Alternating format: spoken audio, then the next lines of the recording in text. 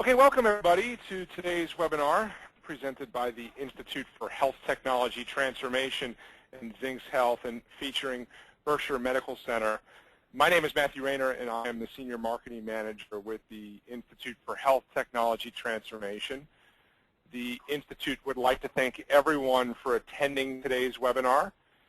Here at the Institute, we strive to provide programs such as today's webinar that drive innovation, educate, and provide a critical understanding of how technology applications, solutions, and devices can improve the quality, safety, and efficiency of healthcare. We encourage you to visit our website at www.ihealthtran.com to learn more.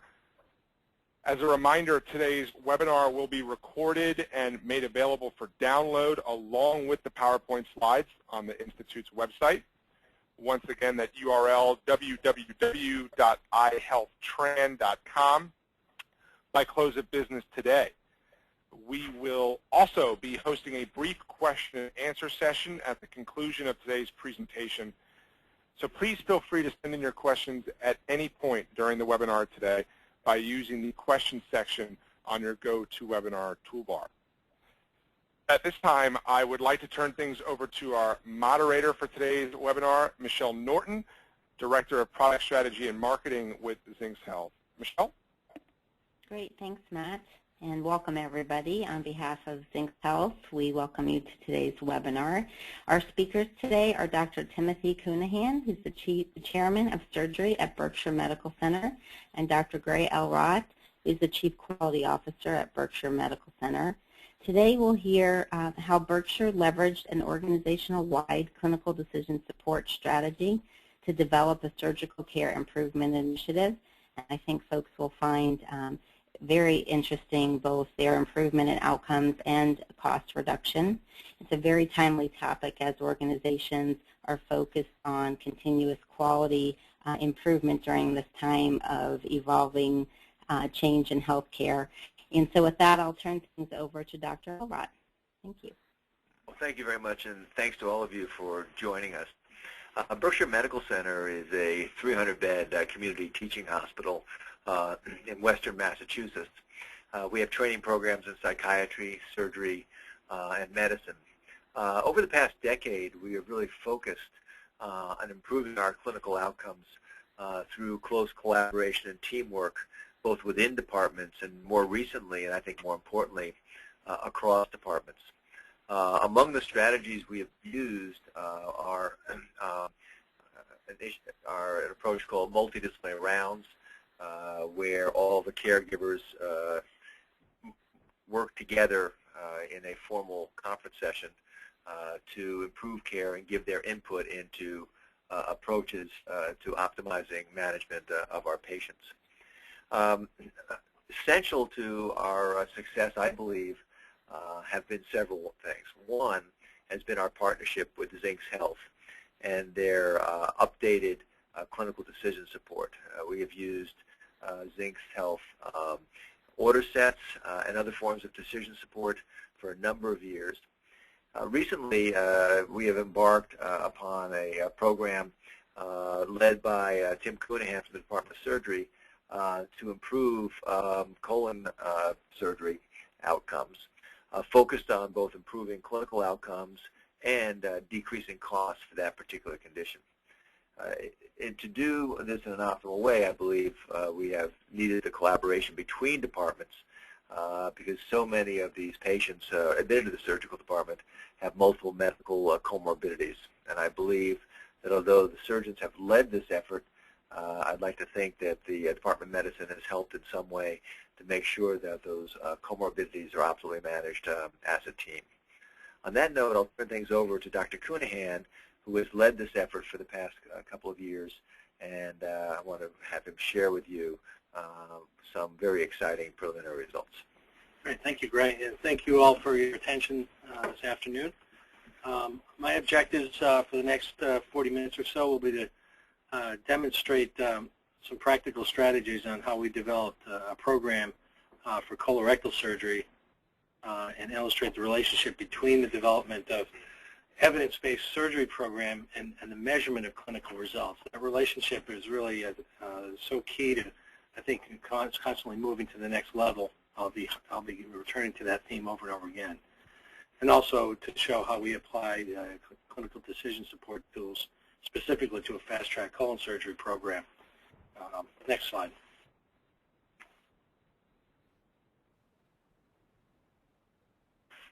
So as you all know, I think the audience for this particular venue is probably somewhat like-minded. We have this enormous challenge to implementing best practice in the real world.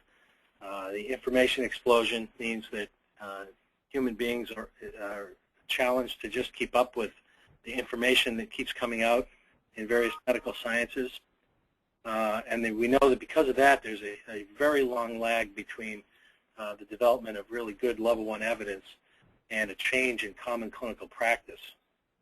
We also have humans being humans, where you've got various societal recommendations, and this can be influenced by politics and economics, and so the expert opinions can vary quite widely.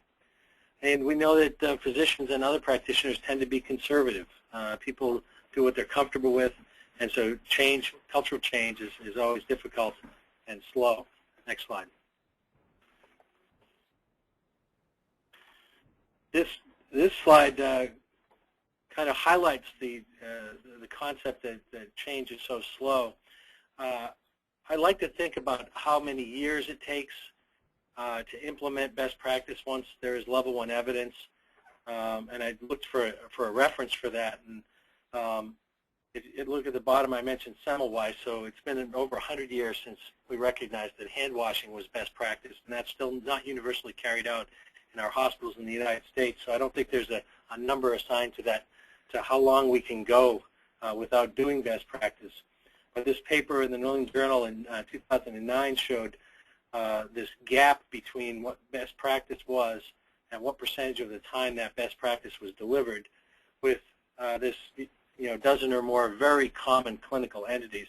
It's a little depressing looking at this to see that there's nothing near 90%, certainly, and many common disorders are running in the 40 to 60% range. So we have a long way to go to close that gap to be practicing what we already know is the best thing to do. Next slide.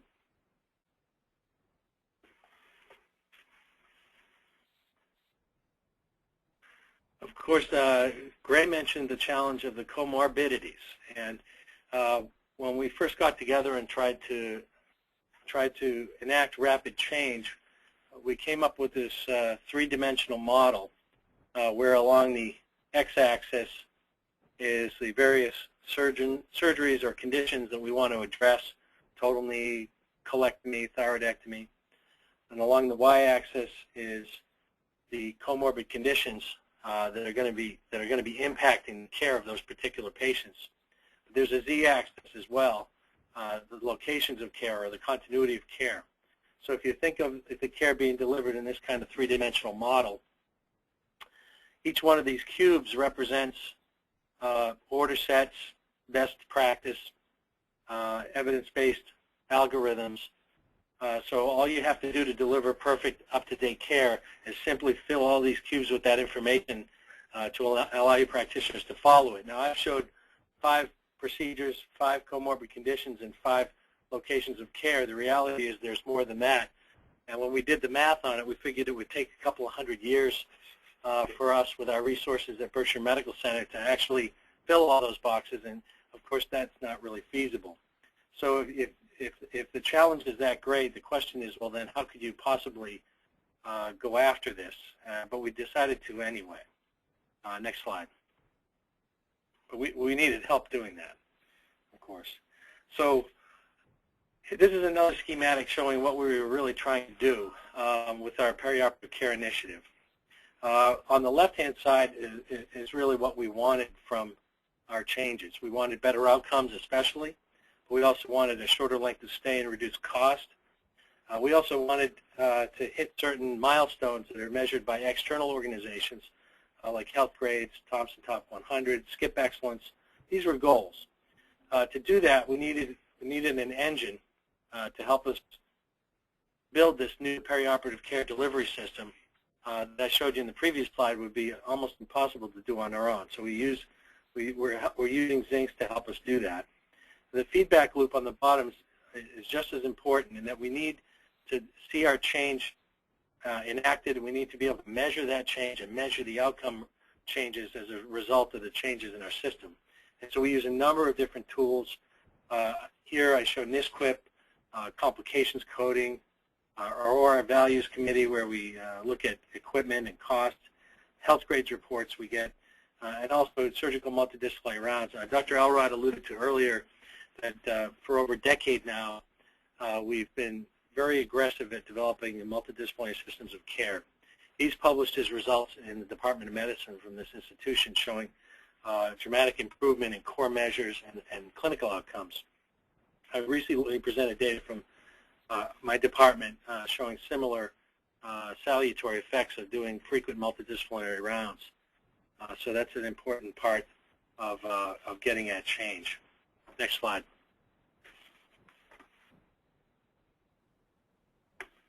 So when we rolled our sleeves up and looked at what we needed to tackle, we took a very pragmatic approach. We evaluated common procedures done at our hospital by volume. We looked at the length of stay for those common procedures. And we looked at the overall results and complication rates. And we came up with a priority list of both procedures and horizontal or comorbidity order sets. Now, these procedures may not be the most common, but when you multiply the frequency of the procedure times the length of stay, you get an impact score. And when you add in higher complication rates, the impact is even greater. So that we want to go get the biggest bang for our buck early. So this priority list is what we came up with. And because I'm a colorectal surgeon, I thought I'd start at colon surgery and pick that off. So I had some experience developing order sets for that in the past. Next slide. So you look at the same scheme from 2 slides back, but we've cut out the generic stuff, and we're just looking at our fast-track colon surgery program, what our goals are on the left, specifically better outcomes, shorter length of stay, and perhaps reduce cost, using Zynx as the engine to create change, and then using NSQIP, the National Surgical Quality Improvement Program database, to provide feedback for that change. Next slide.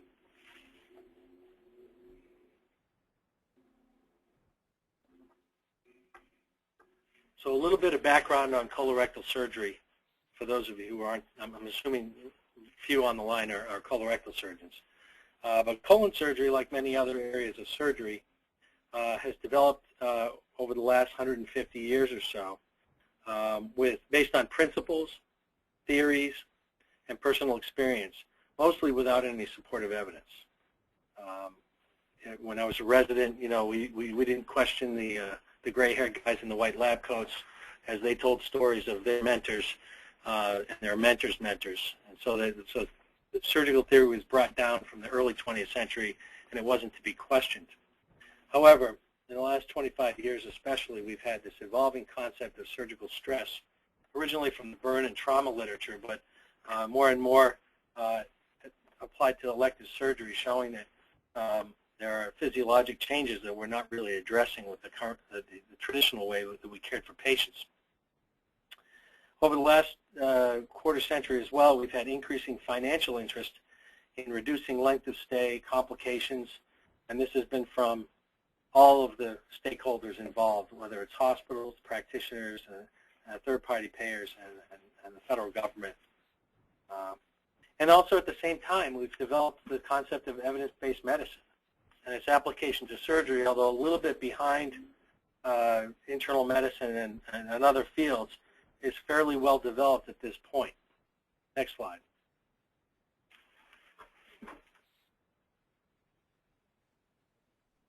So the concept of fast-track colon surgery has evolved over the last 20 years or so. This definition, I'm quoting myself from a recent review, the global package of pre-operative, perioperative, and post-operative techniques, which results in fewer complications, reduction in cost, less post-operative pain, reduction in hospital length of stay, and quicker return to work and normal activities. Next slide.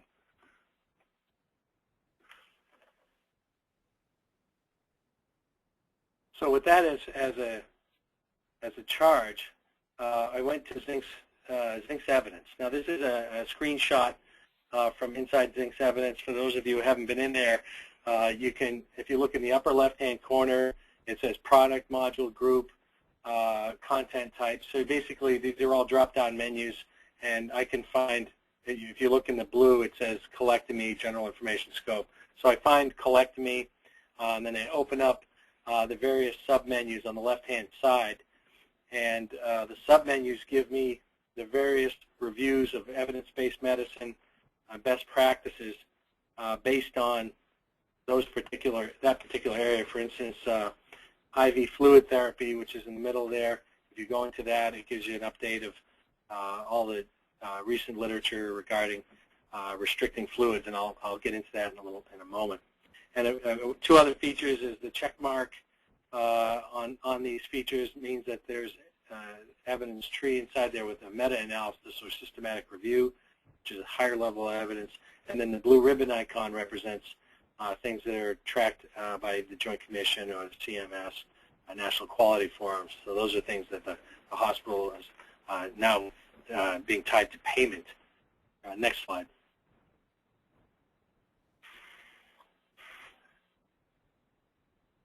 So this is what we came up with for a evidence-based colorectal surgery program. The bolded items on the right-hand side are available in Zynx Evidence, and we use the evidence directly to develop our recommendations. So again, if we're looking at colorectal surgery, breaking it down by the 5 main areas that we can impact based on the physical location of the patient. You start with preoperative evaluation. We have a patient education tool. We talk about avoiding the bowel prep, which was, again, sacrilege during my training era, but has been shown with multiple randomized trials and cockroom reviews to be not necessary.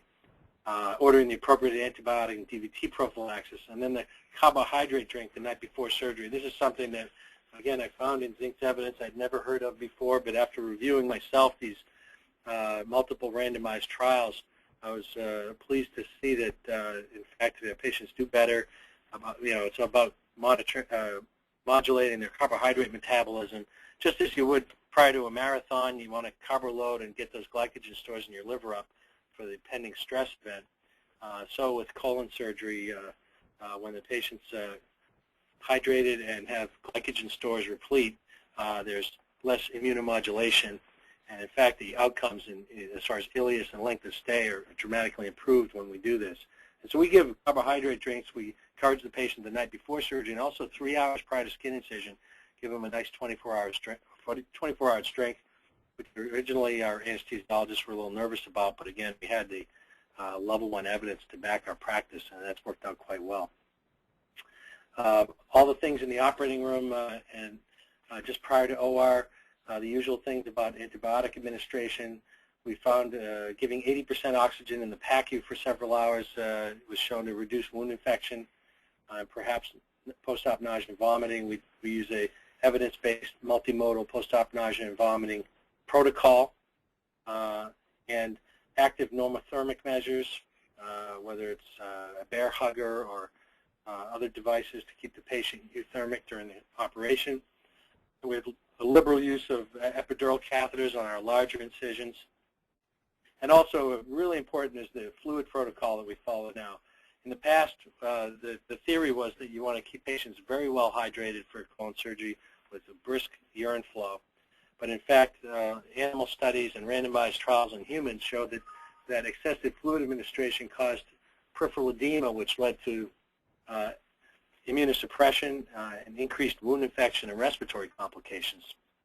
So using a colloid, specifically Hextend, and really limiting intravenous crystalloid resuscitation to maintain minimum urine output was one of the important changes that we enacted. In the recovery room, we talk about discontinuing the NG tube immediately. And again, that was sacrilege 50 years ago, but there's been multiple randomized trials. and although some people still use them, we strongly think that removing the NG tube is important. We know there's a lot of side effects from them as well. So we get that out before the patient gets up to the floor.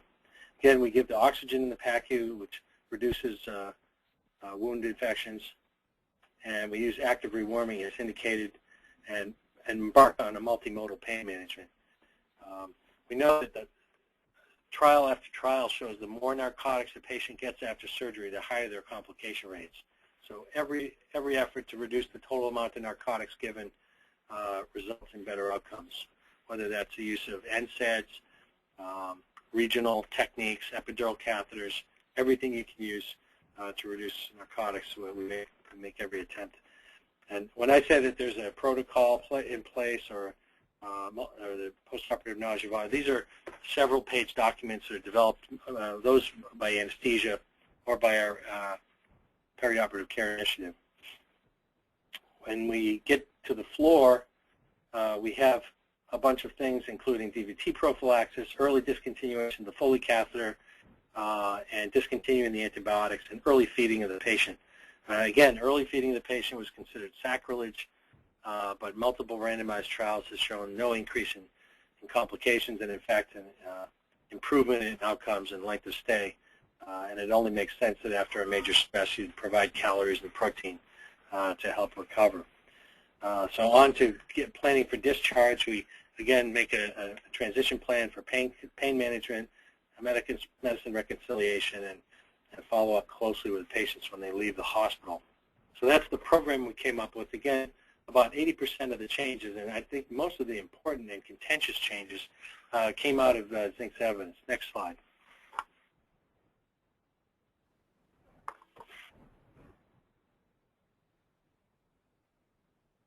This is a paper version of our electronic order entry set for the Fast Track Colon Surgery program. It's a little difficult to read, but the basic theme is that we've got all of those components in there. We liberally pre-check things if we really want to get them 100% of the time or more, or over 80% of the time.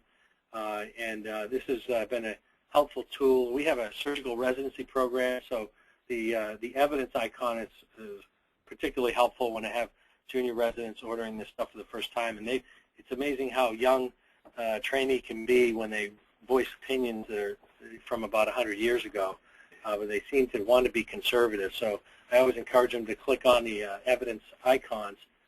They're shown as the word evidence here, but in the electronic thing, there's the little Zynx symbol. And when they click on those, they get the drop down with the link to the actual summary of the evidence with references. So it's very helpful for training residents. Next slide.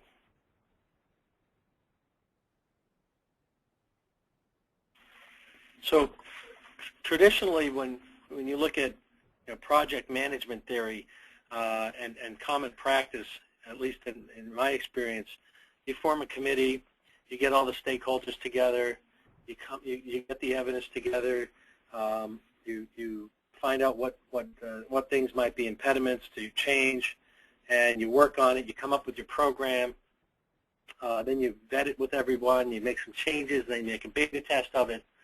And months and months and months goes by, and when you finally get your program up and running, it might be a year after you first formed a committee to start talking about a problem.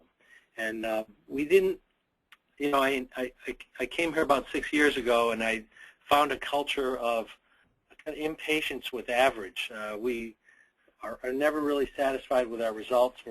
So I inherited a sense of urgency about wanting to make change that was important. And so without really talking about this, we actually approached this fast-track colon surgery program in a completely different way. And that only after the fact I kind of came up with an analogy of the train leaving the station. So, as the train's pulling out of the station, it's going real slow and people are still jumping on it. And then it really builds steam and develops momentum. And so that's what happened with our fast-track colon surgery program. We knew we wanted to make changes fast. We had the evidence. We were emboldened by the strength of the evidence that we found, and so we just started making changes without checking with everybody first. So, for instance, the oxygen in the recovery room, I didn't make sure it was okay with all of the surgeons that the patients got oxygen in the recovery room, because I didn't think it would be contentious, and surgeons probably wouldn't even notice. During that couple of hours, they're usually not going back to visit the patient, and they're often on oxygen anyway. So, but the routine 80% oxygen, we just changed it, and we only needed to work with nursing and anesthesia to get it set up and running. And then as we go down the line here, each additional thing gets a little bit harder to modify. The surgeon's behavior with the early feeding and the no NG tube, we kind of worked on those things later in the process, although not very much later, because again, the whole project really started developing momentum because we started changing things, and then people started accepting that things were changing, and it kind of spiraled on itself. So we did all that, and then we really formalized the program and said, okay, this is what it is. And then that left us the job of going back and measuring our results and see if we actually got anything accomplished. Next slide. So if you look at the timing of some of these things, prior to April 9th, or April 2009 rather, we had a bunch of things in place that were already going to set us up for success. We were giving the antibiotics according to the SPHPS program. We had multidisciplinary rounds already running. We were using active rewarming measures. And we had some surgeons doing some early feeding. It was common, but not universal. And so in April, we actually convened the meeting. We got together, and that's when we developed these priorities. You get spacebar. We developed the priorities that I alluded to earlier, showing that we were going to go after colon surgery first. And we formed our perioperative care initiative, and again chose our fast-track colon surgery for the first project. We hit the space bar again. And again, getting the right people in the room at that time was critical. With our multidisciplinary focus, it was pretty easy, but you have to have strong representation from anesthesia, nursing in various locations, pharmacy, quality, case management. We also brought a series of medical subspecialists, pulmonary doc, GI, renal, to talk about the issues of managing comorbid conditions as well. Although they're not specifically addressed in the order set, we recognize that we need to be in tune to those things because those high-risk patients have such an impact on the number of complications we see. So by July, we changed the oxygen in the recovery room. Again, the usual way of doing this is to just put nasal cannula oxygen on the patient and then wean the oxygen for a certain O2 sat. Well, the literature shows that you really want to give 80% oxygen for several hours to kind of hypersaturate the tissues to have the salutary effect on wound infection. So that happened in July. Additional changes, go ahead, spacebar. Additional changes that we made in August was we started with the carbohydrate beverage preoperatively. We added Hexten to our formula. This is a balanced colloid solution that's been shown to improve microcirculation and bowel anastomoses and also allow us to get less crystalloid fluid overall. And then we developed that and pushed out the anesthesia fluid protocol, which included the Hexten, but also really restricting the amount of crystalloid that we gave. Spacebar for September. By September of the same year, we now had our electronic order set built, which included not using an NG tube, early feeding, less intravenous fluids, early ambulation, and alvimipam, which is a mu opioid antagonist, was added to the formulary. This is a drug that blocks the effects of narcotics on the gut and has been shown in multiple randomized trials to reduce ileus and reduce length of stay by about 1 day. The next bar. So we had our program in place from April to September in 2009. That left us now that we ran patients through over the winter, and then we could begin to look just a year later, and we did our initial NSQIP study, and to see if we really had an impact on outcomes. Next slide.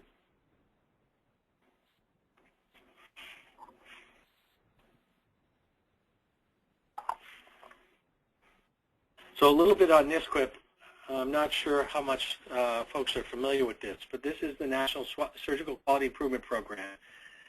This was originally developed by the VA back in the late 80s, early 90s. There was a kind of a joke in graduate medical education that veterans served their country twice, once when they were actually in the military and another time when they're in the hospitals as guinea pigs for unsupervised trainees.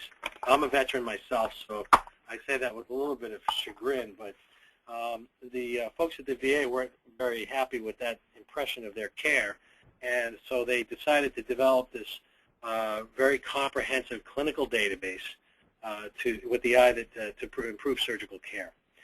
It was such a good program, and the results were so dramatic that the American College of Surgeons seized on this product, converted it for civilian hospital use, and has pushed it out, and several hundred hospitals in the United States are now members, as we are. This gives us risk-adjusted models, extensive evaluation of preoperative risk factors and postoperative outcomes. Patients are entered into a clinical database, so there's a clinical nurse that's got to be trained by NSQIP to enter the data, and they give us reports every 6 months using risk models. We track all patients out 30 days for mortality and morbidity. And the main goal of the program is to, of course, measure outcomes to enhance the quality of care in these patients. Next slide.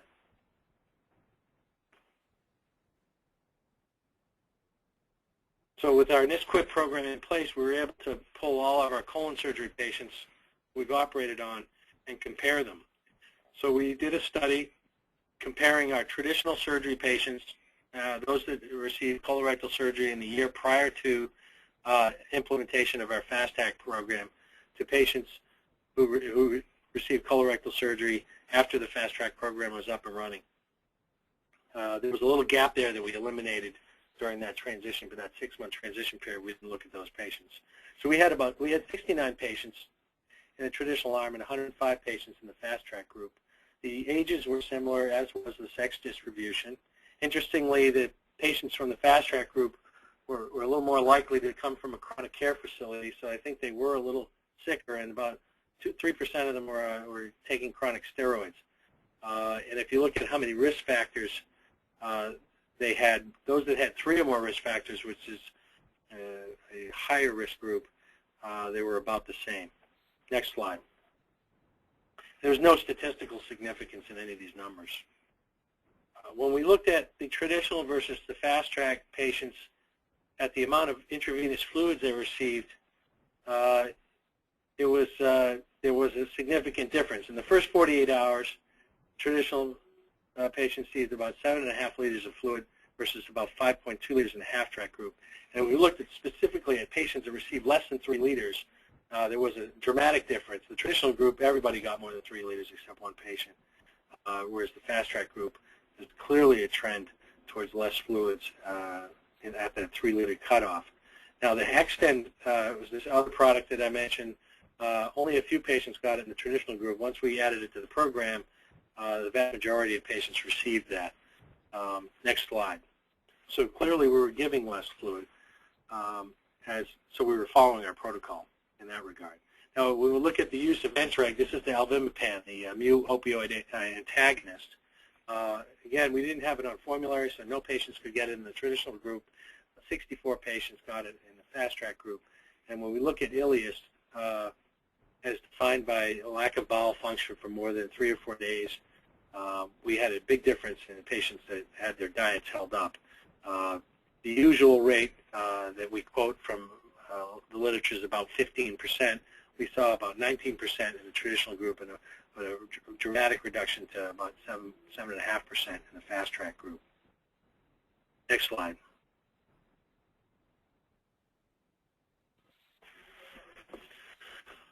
Again, looking at adherence with our protocol, mostly we see that we give clear liquids, the day after surgery. FastTrack is in blue and traditional is in tan, and so we see the vast majority of our FastTrack patients were given clear liquids on the day of surgery or in the couple of days thereafter. whereas in the traditional arm it was more of a kind of scattergram. Next slide. And data bowel function is, again, telling. In the fast track group, there's a trend towards, there's no statistically significant difference here, but there's a real trend towards passing flightus. This actually is a typo. It says first BM, but it's flightus.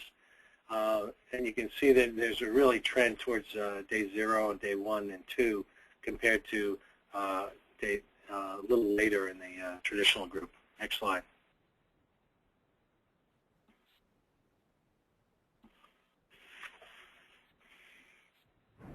So we're looking at post-operative. NSQIP calls complications occurrences somewhat nicely, and we look at patients who had no complications or post-operative occurrences was about the same in both groups.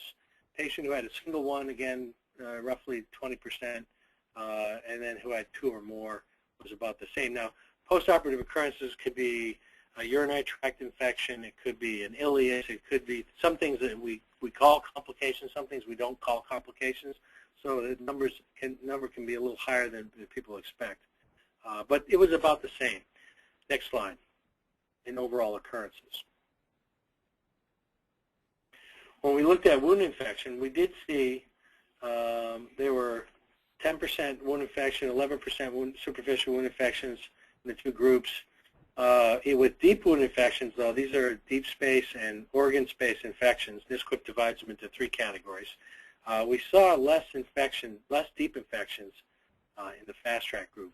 This was not statistically significant. Next slide.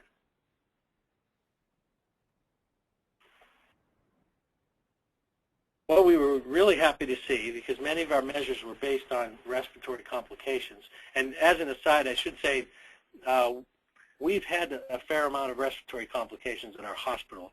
When we look at both our medical admissions and overall surgical admissions, this is a problem that plagues us. We have a very elderly population in our county.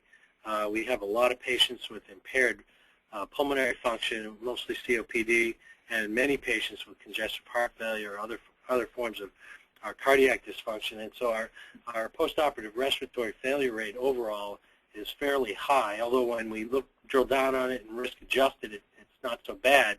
But we still recognize that as a problem at our institution overall. We were very happy to see that we had a real drop in respiratory complications. Now, NSQIP defines respiratory complications as pneumonia, intubation greater than 48 hours, and reintubation. So putting those together, big impact. There seemed to be a trend in the reduction of urinary tract infections and sepsis and septic shock, although those weren't statistically significant. Next slide.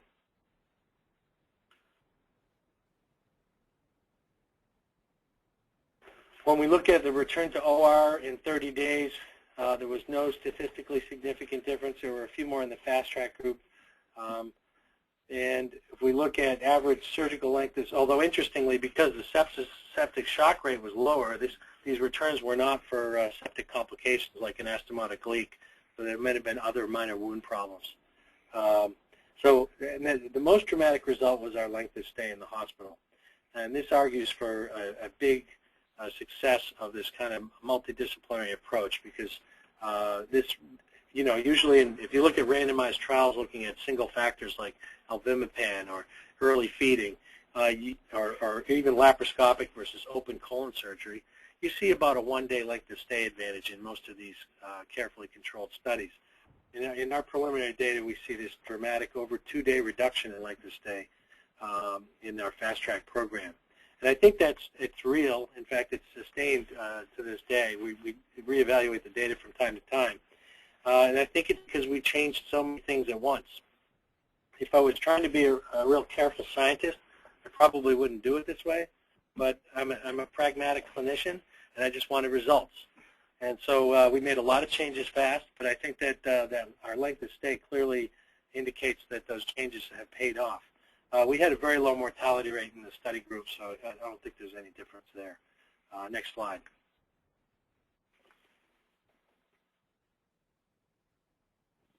So to wrap things up, I think using Zynx Health was extremely helpful in developing this evidence-based fast-track colon surgery program, and especially being able to deploy it rapidly in our hospital. We use Zynx in conjunction with a clinical database, and I can't stress enough how important I think clinical databases are. The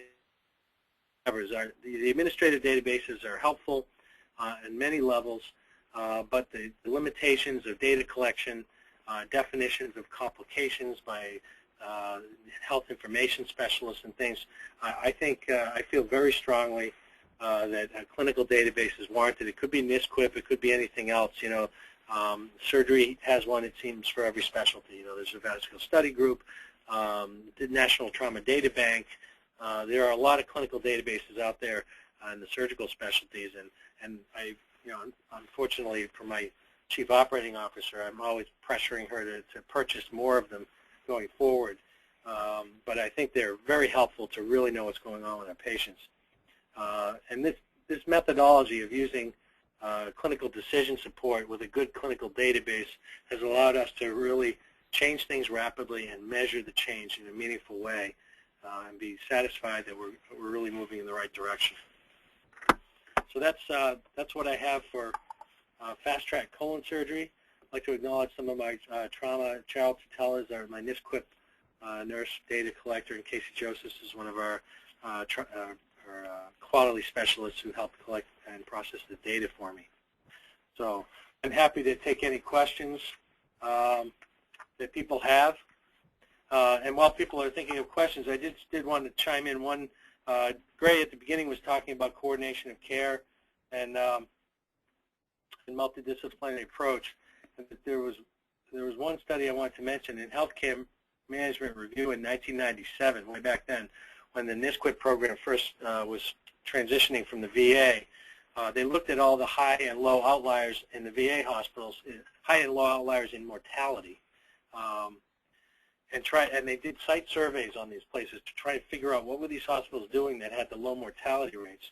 And one of the things that they come up with, I'm going to quote the paper directly because it's so interesting, is that, for example, at most low outliers, the chief of surgery frequently met with the chief of medicine, often over lunch, to discuss strategies for improving timeliness and quality of consults between medical and surgical services.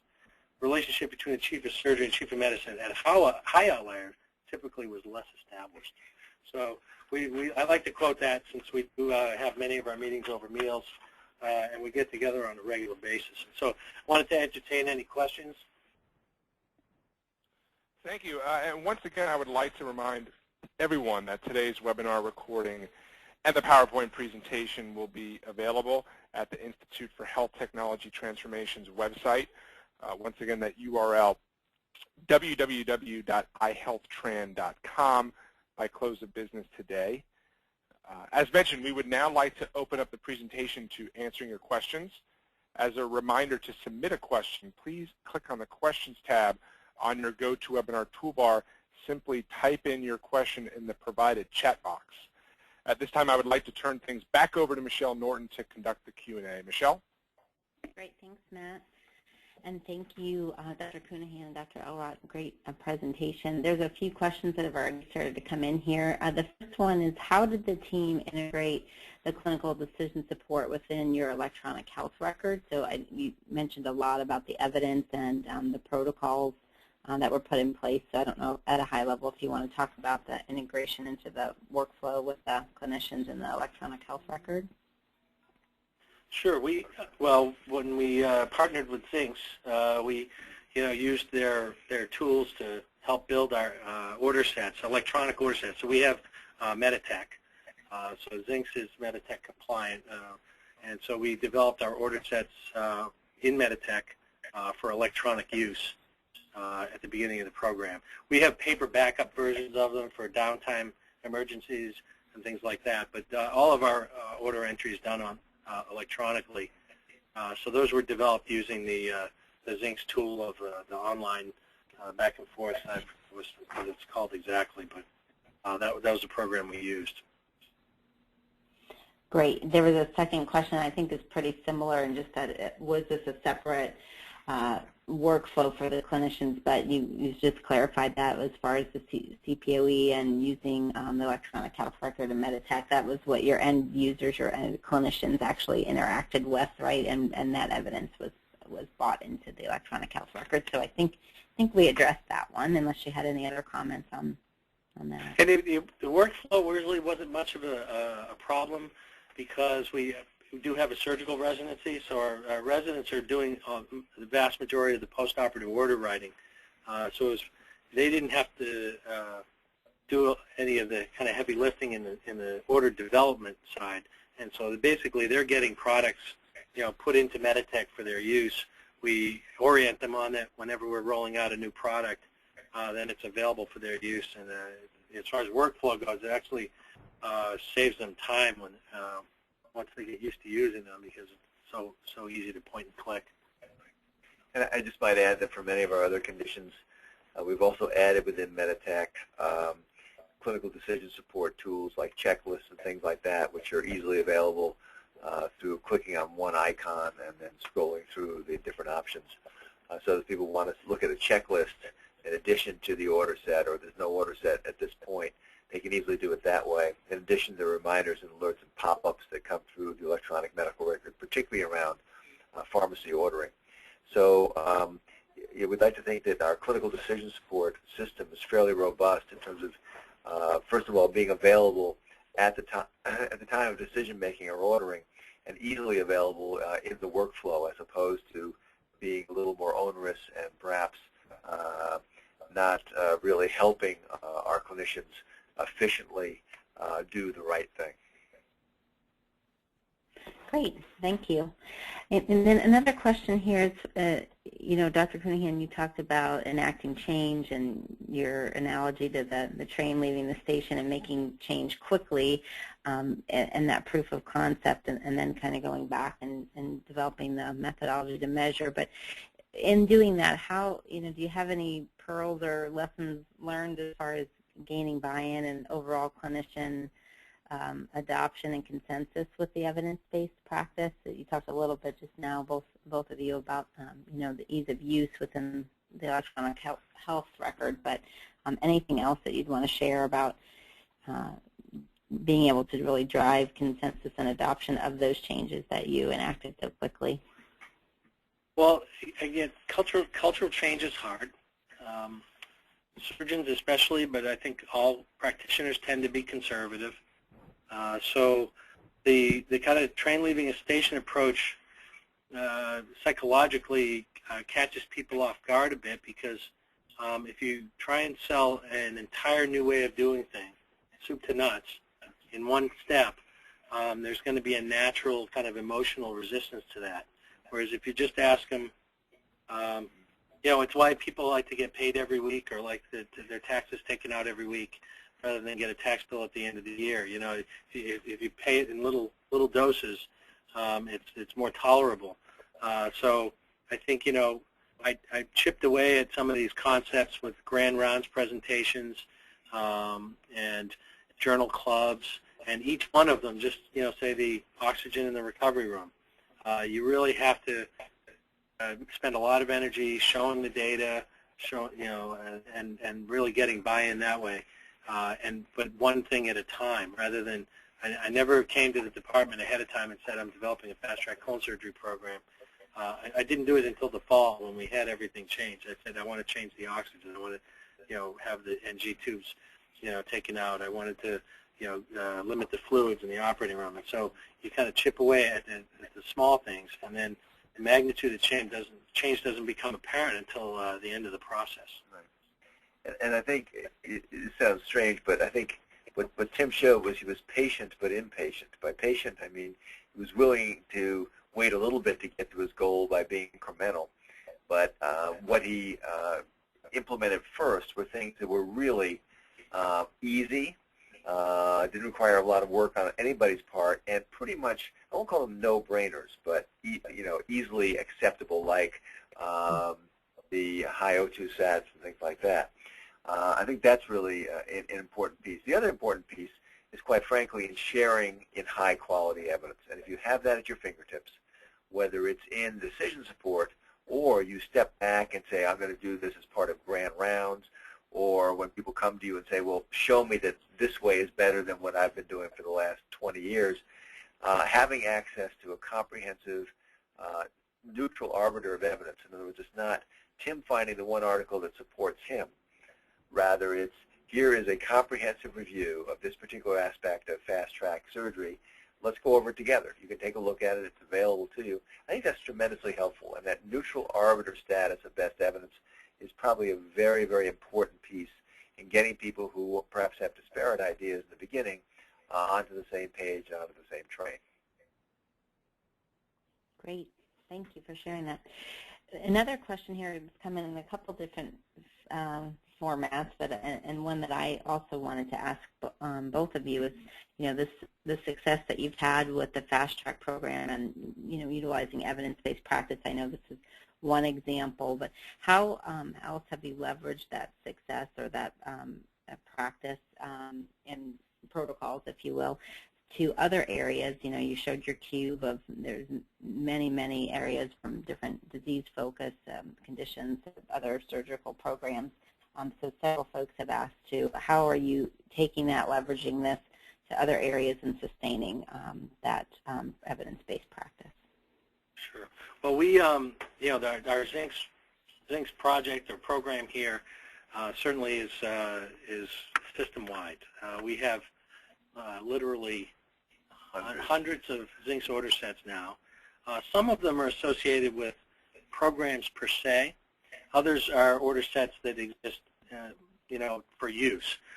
In surgery, we have a Zynx order set associated with our bariatric surgery program. Our laparoscopic gastric bypass patients are treated almost identically to the way this colorectal program is currently. So we developed best practice for the perioperative and postoperative care. It's all been built into the Zynx order set. We've similarly done this with total joint programs, so we have separate order sets for total knee and total hip, but the perioperative care stuff is pretty much the same as far as multimodal pain management becomes very important with those patients, the early mobilization and physical therapy, looking at limiting fluids, early fully catheter removal. So we've done that with our total joint program.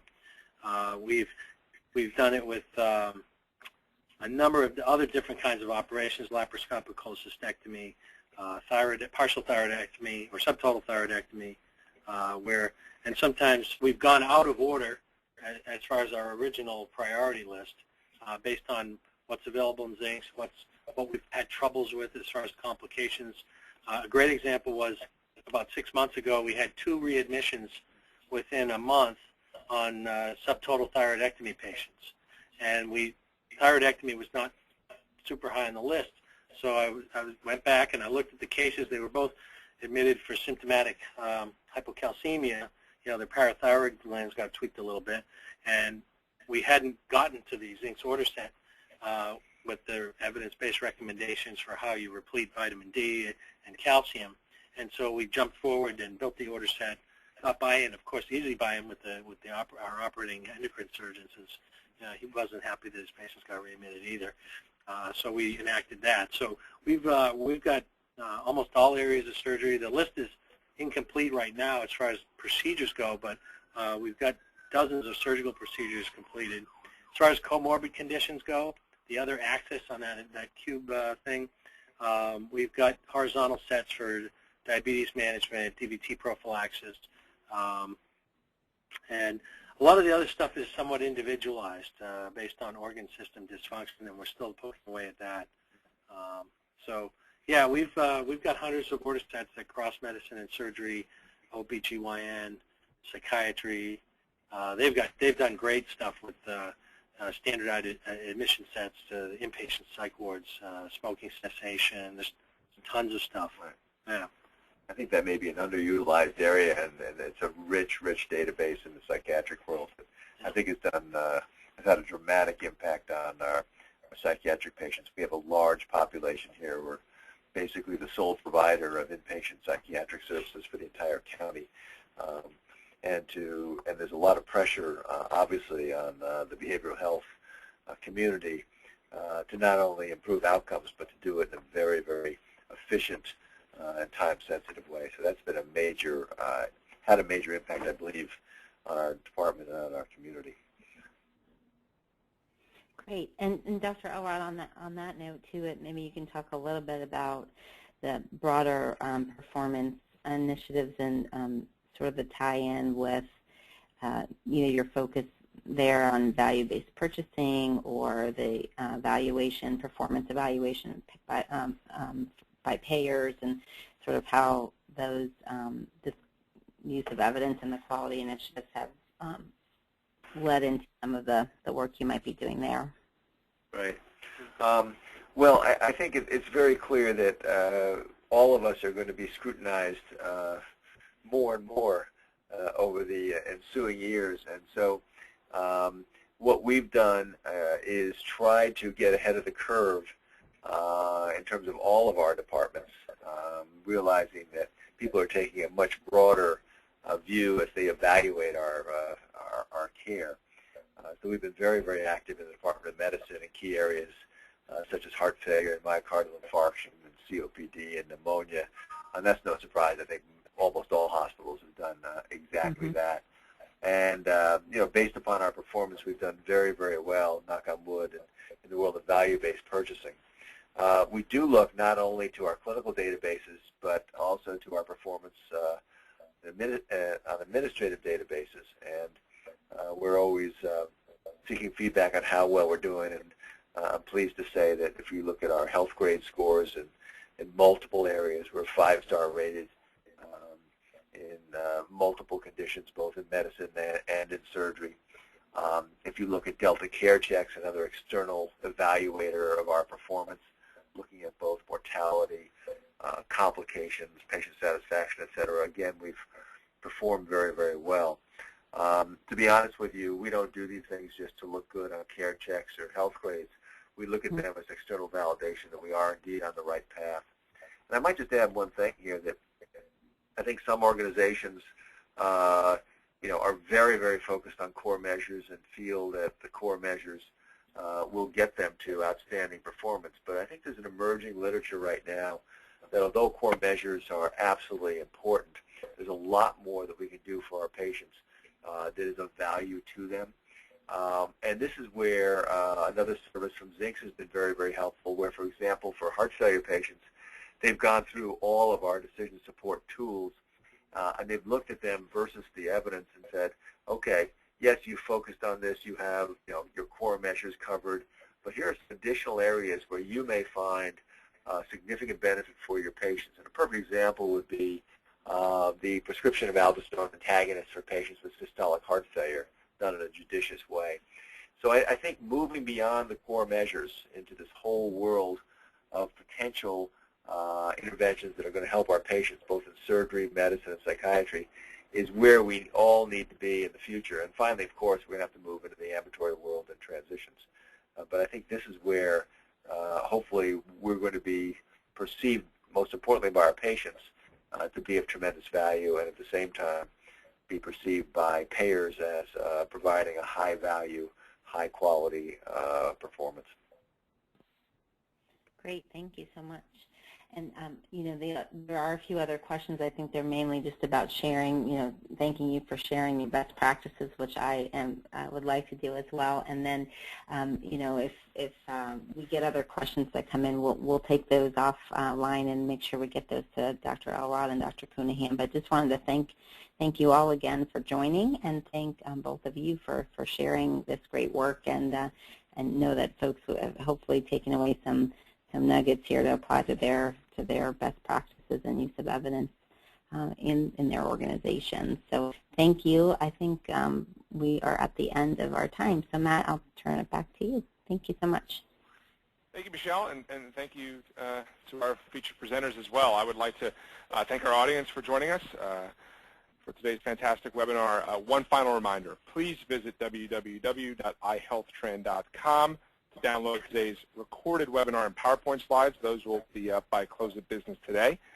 With that said, we wish everyone a fantastic day, and we look forward to connecting again in the future. Thank you. Thank you. Thank you. Thanks.